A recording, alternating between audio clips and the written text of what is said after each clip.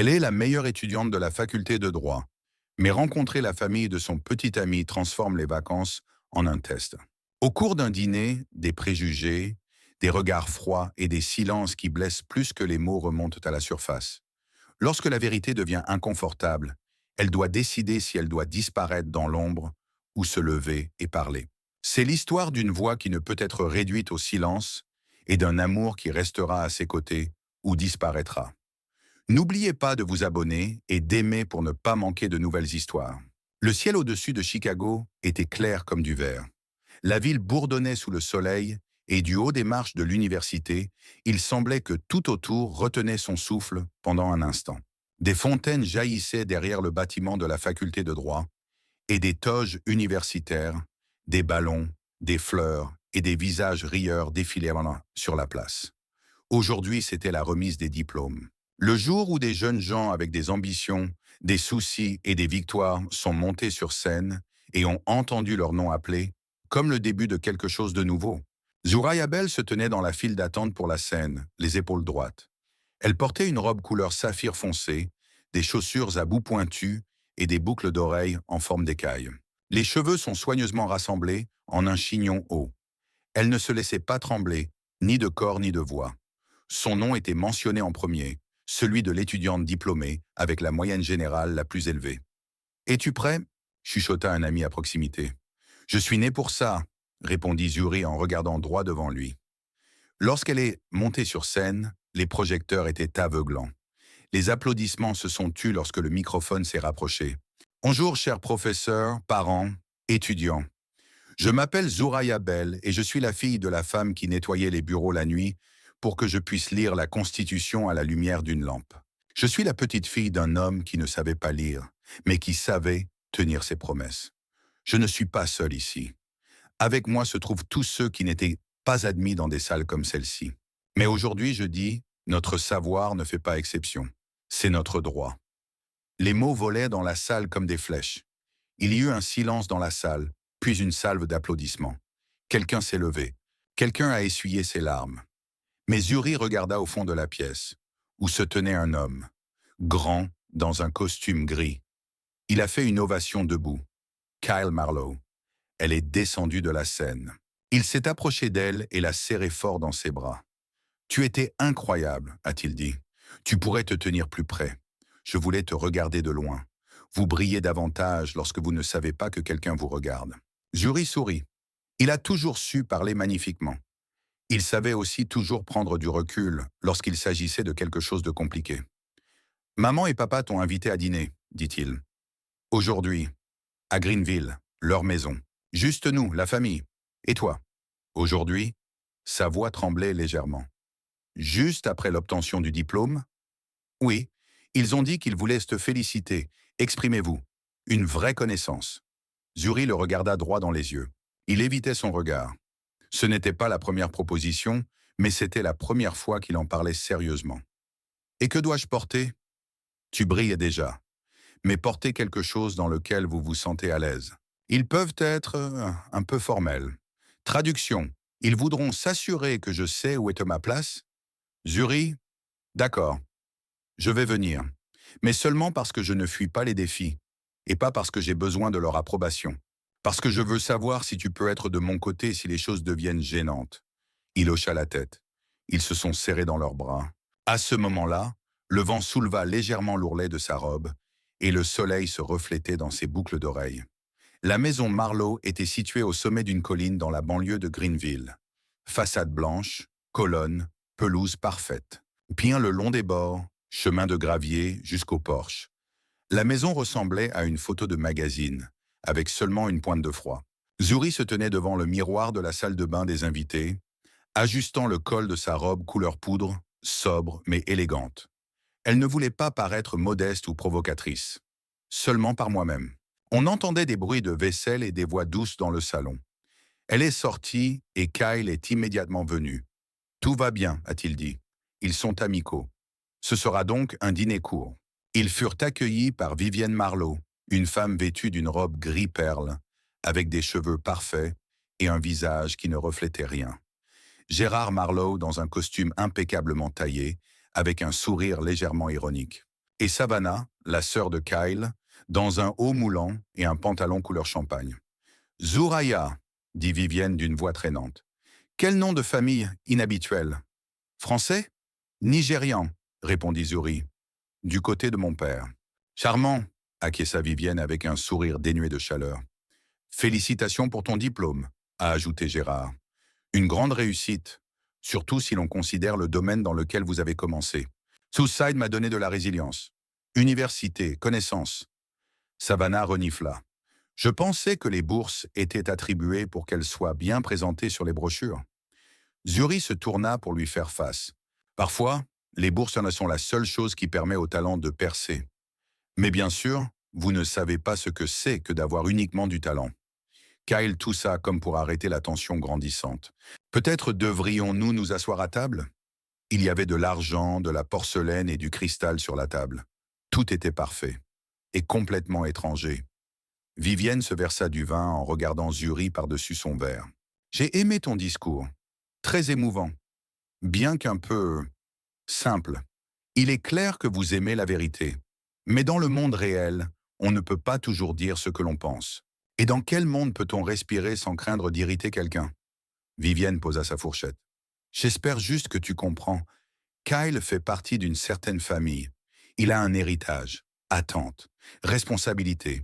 Et je fais partie de ma famille. J'ai aussi un nom auquel je m'accroche. Je suis venu à lui moi-même. Il y eut un silence à table. Kyle baissa les yeux. Zuri a pris la serviette. Elle l'a mis sur ses genoux. Tout en elle brûlait. Mais le visage restait calme. Et elle le savait. Le plus important n'est pas maintenant. Et puis, quand elle se lève, et il dira « tous ». Le silence dans la salle à manger était épais, comme dans une salle d'audience après qu'un verdict ait été prononcé. Les murs, tapissés de tissu doux, reflétaient chaque son. Le cliquetis d'une fourchette sur de la porcelaine, un souffle léger, une chaise négligemment repoussée. Vivienne Marlowe se pencha en arrière sur sa chaise, comme si elle se donnait le temps de digérer non seulement le dîner, mais aussi Zuri, qu'elle ne s'attendait clairement pas à voir. « Dis-moi, Zouraya, commença-t-elle, sans perdre sa politesse glaciale, comment vois-tu ton avenir? Je veux dire, carrière, famille, tout cela. » Zuri posa calmement le couteau sur le bord de l'assiette. « J'ai reçu une offre pour faire un stage au tribunal de district. Ensuite, la pratique juridique. Je prévois de me spécialiser dans le droit des libertés civiles et de l'égalité raciale. En ce qui concerne la famille, je n'aime pas faire de prédictions, mais je crois au partenariat. Également, sans le rôle de meuble dans le salon. » Vivienne haussa légèrement un sourcil. « Merveilleux, bien que un peu idéaliste. Notre monde, hélas, est organisé différemment. Le succès n'est pas toujours une question de mérite. Souvent, dans la capacité à être flexible. Vous comprenez que votre chemin n'est pas tout à fait standard. Vous avez de la chance de faire partie des élus. Savannah n'a pas pu résister.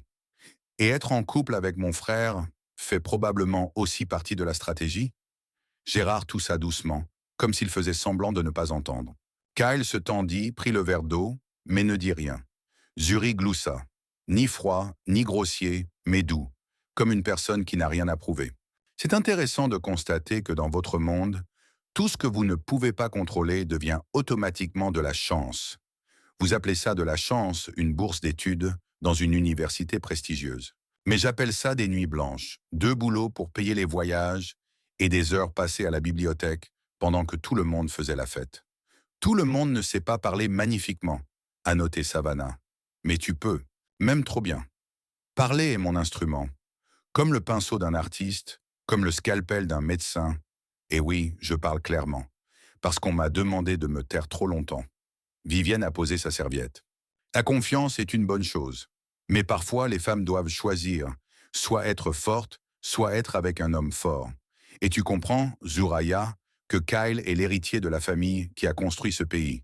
Ce n'est pas seulement un jeune homme, c'est un nom, histoire, responsabilité. Les yeux de Zuri se rétrécirent, mais sa voix resta égale. Et je ne suis pas une ombre, et pas un ajout. Moi aussi je fais partie de l'histoire. Peut-être pas dans votre compréhension, mais je suis le produit de générations qui ne pouvaient même pas rêver de là où je suis aujourd'hui. Ma grand-mère nettoyait après les femmes comme vous. Et maintenant, je vous parle, non pas depuis la salle, mais depuis la table. Il y eut un silence. Savannah se leva comme si elle ne pouvait plus le supporter. Je dois passer un appel. Gérard se leva comme sur un signal. Excusez-moi, mesdames. Je vais sortir une minute. Ils sont partis, laissant Vivienne, Zuri et Kyle derrière eux. Il baissa les yeux. Puis il l'a ramassé. Maman, peut-être que ça suffit. Je veux juste être sûre, dit Vivienne en le regardant, mais en parlant clairement à Zuri. Qu'est-ce que tu comprends? Avec qui tu relis ton avenir? Zuri a posé le verre sur la table, lentement. Je ne te demande pas d'être sûre. Et je n'ai pas besoin de ton approbation. Tu ne me connais même pas. Tu ne connais que ma couleur de peau, mon quartier et tes peurs. Tu réagis de manière excessive, rétorqua Vivienne. Personne ici ne vous insulte. Nous venons de... Tu insinues juste que je ne suis pas apte, que je suis un accident ou une menace. Et tu espères que je ferai le travail pour toi? Je partirai moi-même. Parce que vous n'aimez pas l'image de votre fils tenant la main d'une femme qui n'est pas sous votre contrôle. Kyle s'est levé. Sa voix tremblait. Zuri? Non, je veux savoir, Kyle. Es-tu ici avec moi? Ou alors vous vous asseyez simplement à côté d'eux pour ne pas mettre vos parents en colère. Il est resté silencieux, instantané. 2. Trop long. Et Zuri a compris. Elle s'est levée. Merci pour le dîner, Vivienne. C'était instructif. Elle s'est retournée. Elle s'avança vers la sortie. Les doigts tremblaient, mais le dos restait droit. Kyle l'a suivie. Zuri, attends! Elle s'arrêta à la porte sans se retourner. J'attendrai encore, Kyle. Mais ce n'est plus toi, et celui qui se tenait autrefois à côté de moi, et qui était fier. S'il revient, qu'il frappe. Et elle sortit dans la nuit. Dehors, ça sentait l'automne, la liberté et l'amertume. Mais dans ma poitrine, pour la première fois ce soir-là, il y avait de la lumière. Parce qu'elle était redevenue elle-même. Dans son intégralité, aucun compromis, aucune excuse. Il n'est pas nécessaire d'être petit pour ne pas embarrasser quelqu'un. Et c'est déjà une victoire. La matinée à Chicago était nuageuse. Il ne pleuvait pas du ciel, mais l'air était chargé d'humidité et les rues brillaient comme si la ville elle-même avait pleuré dans la nuit. Zuri s'est réveillé tôt. Le sommeil était lourd et fragmenté. Les bribes de voix à la table, les regards tendus, le silence de Kyle, tout cela ne lâchait pas prise. Elle était assise sur le rebord de la fenêtre de son appartement, au 3e étage, enveloppée dans un pull gris. Dans ses mains se trouve une tasse de café fort. Sur ses genoux se trouvait une tablette, sur l'écran de laquelle clignotait une notification. Dernière série d'entretiens. Bennett et Wells. Aujourd'hui à 16 heures. Elle fixa l'écran pendant un long moment, comme si quelque chose de plus que sa carrière en dépendait. Et c'était peut-être le cas. On a frappé à la porte. Une fois. Et puis encore. Zuri se leva lentement. Le cœur savait déjà qui c'était. Elle l'a ouvert. Kyle se tenait sur le seuil. Ses cheveux étaient ébouriffés, son visage était fatigué, ses yeux étaient les mêmes que la première nuit où il s'était approché d'elle, le soir de la bibliothèque. « Bonjour, dit-il. »« Entrez, répondit-elle en s'écartant. Il est entré et s'est assis sur le bord du canapé. Ils restèrent silencieux pendant quelques secondes. Zuri se tenait près de la fenêtre, lui tournant le dos. « J'ai échoué, dit-il doucement. « Ouais, se tourna-t-elle. Mais pas seulement moi, moi aussi. J'ai eu peur. Je ne savais pas quoi dire. Je t'ai vu debout là et je ne pouvais pas respirer. Parce que j'ai réalisé que tu n'étais pas seulement honnête. Tu es réel. Et moi, j'ai grandi parmi des gens qui parlent bien, mais qui ne savent pas dire la vérité. Je ne t'ai pas protégé. Je ne me suis pas tenu à côté de lui. J'ai honte. Tu étais silencieux, Kyle. Et le silence n'est pas la neutralité. C'est un choix. Contre. Il baissa la tête. Je ne veux pas te perdre. Alors dis-moi qui tu es. Sans eux, sans famille. Pas de nom de famille. Sans peur. Il se leva et s'approcha. Je suis Kyle, une personne qui t'aime, qui veut être digne de toi, qui a peur mais est prêt à apprendre. Je ne suis pas parfait, mais je suis prêt à rester là. Pas à l'ombre, et pas en avant, et à proximité. Zuri le regarda longuement, puis elle expira. Alors viens avec moi. Où? À Bennett et Wells. Aujourd'hui, c'est mon interview. L'étape finale. Je n'y vais pas simplement en tant qu'avocat. Je marche comme une femme qui ne baisse pas la tête. Si vous souhaitez marcher à côté, voici la route. Le hall du cabinet d'avocat était grand et lumineux. Béton, verre, Plantes vertes en pot. Tout est strict et minimaliste. À côté de Zuri se trouve Kyle. Il n'a pas parlé. Il tenait simplement ses doigts, calmement et avec confiance. Soraya Belle a appelé l'assistant. Entrez, s'il vous plaît. Elle entra dans le hall. Il y a 3 partenaires à la table. Un homme d'une 50aine d'années, une femme aux yeux couleur charbon et une dame âgée portant des lunettes à monture fine. Bonjour, mademoiselle Bell, commença la femme. Nous connaissons vos travaux universitaires. Et je dois admettre que je suis ravi de votre discours de remise de diplôme. Merci, dit Zuri en s'asseyant, le dos droit, le regard ferme. J'ai parlé avec mon cœur. Nous n'en avons aucun doute, nous avons une question. Que diriez-vous si je vous disais que pour la plupart des partenaires dans cette salle, vous seriez la première personne de votre milieu qu'ils laisseraient entrer dans leur cercle? Zuri gloussa. Je dirais que cela ne dit rien de moi, mais d'eux. Et comment vas-tu gérer la pression? Comme toujours, je ne deviendrai pas plus silencieux, mais j'ai appris à parler d'une manière qui rendait impossible de m'ignorer. L'homme à côté de lui hocha la tête. Impressionnant. Nous aimerions vous proposer un stage et le poste de conseiller junior, avec une marge de croissance. Êtes-vous d'accord? Zuri sourit, calmement, en toute confiance. Je suis prêt. Plus tard, debout près du mur de verre, elle regardait la ville. Kyle est arrivé par derrière. Tu l'as fait? Oui. As-tu toujours su que tu pouvais le faire? Non, mais je savais que je ne me le pardonnerais pas si je n'essayais pas. Merci de m'avoir invité. Merci d'être venu. Il lui prit la main. Est-ce que nous réussirons? Ceux qui disent la vérité ont toujours une chance. Et elle s'avança. Vers une nouvelle vie. Dans un monde où l'espace n'est pas donné. Il l'emmène. Et il se l'approprie. La soirée du vendredi au restaurant Westmore House a commencé tranquillement. La douce lumière des lanternes tombait à travers les vitraux, et une atmosphère de facilité feinte régnait dans la salle où familles, couples et vieux amis étaient assis à des tables. Les serveurs se déplaçaient silencieusement, comme s'ils faisaient partie de l'intérieur, et en arrière-plan, un quatuor à cordes jouait des variations sur de la musique classique. Soraya se tenait dans la loge devant le miroir, regardant son reflet. Elle portait une robe noire jusqu'aux chevilles, avec un décolleté profond et droit et des manches fines.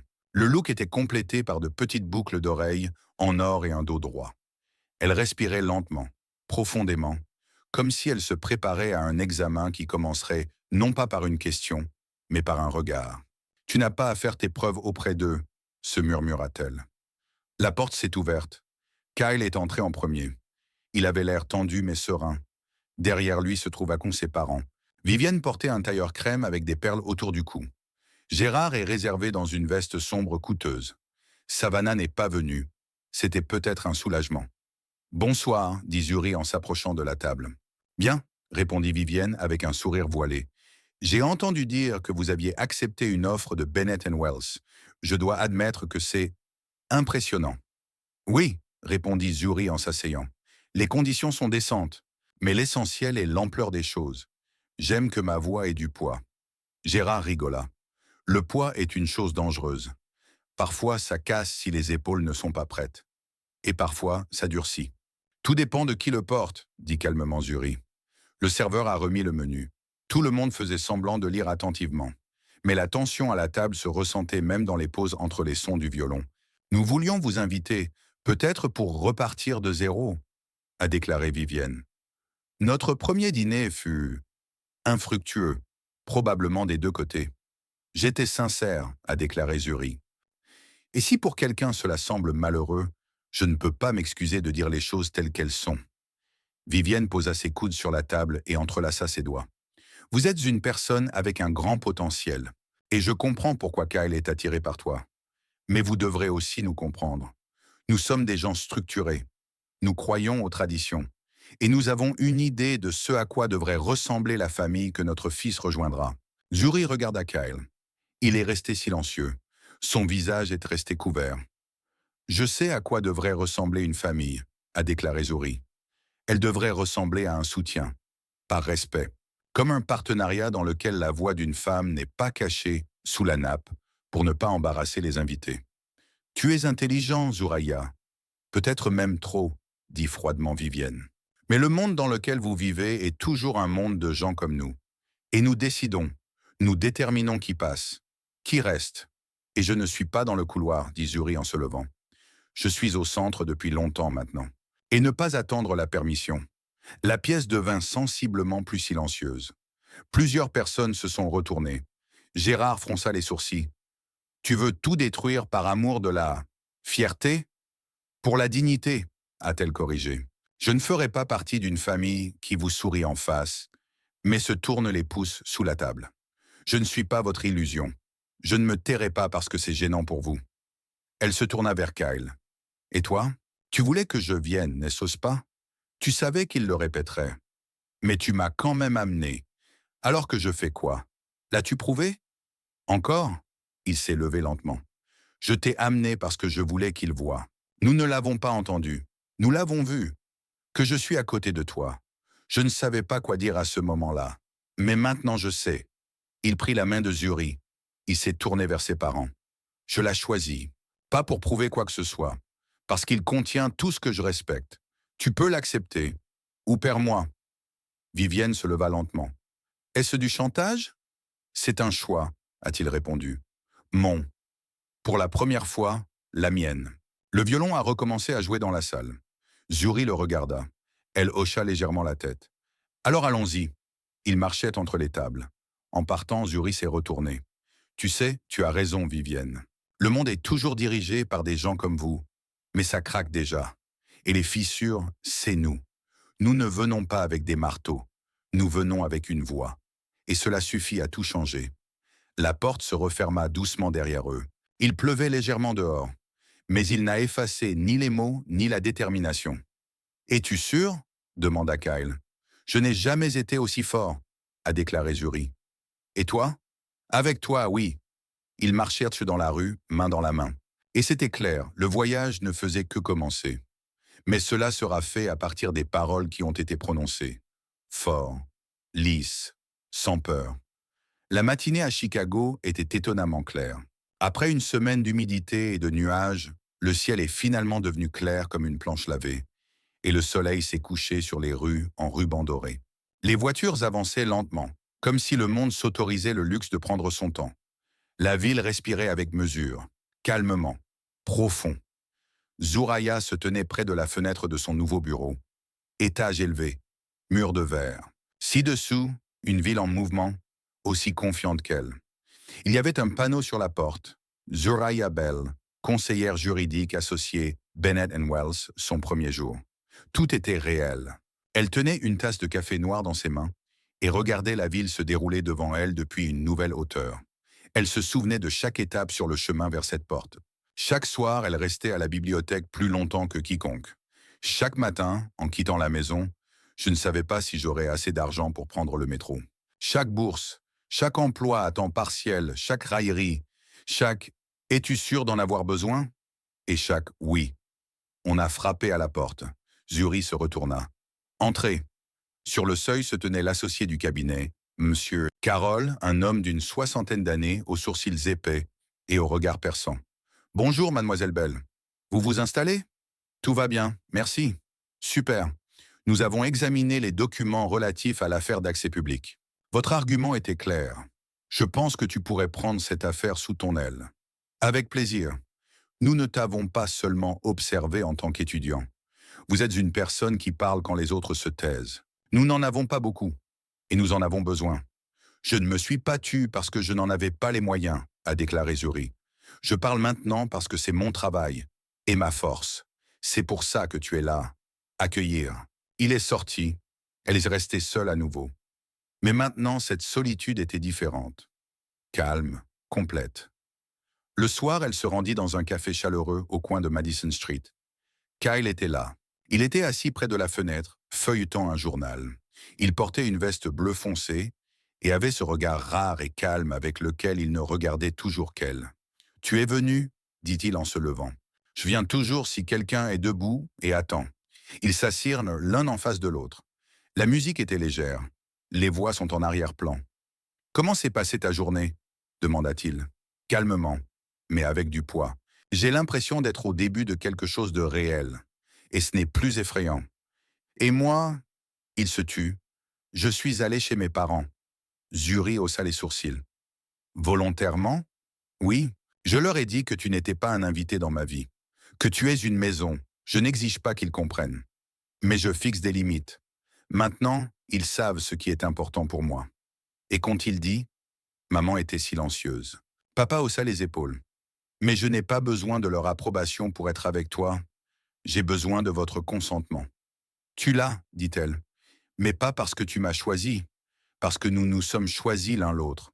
Il hocha la tête. Je suis fier de toi. Je suis fier de moi aussi, a-t-elle déclaré. Et c'est probablement la première fois. Ils ont fini leur café. Nous sommes sortis. Les premières étoiles sont déjà apparues dans le ciel. Et où allons-nous maintenant?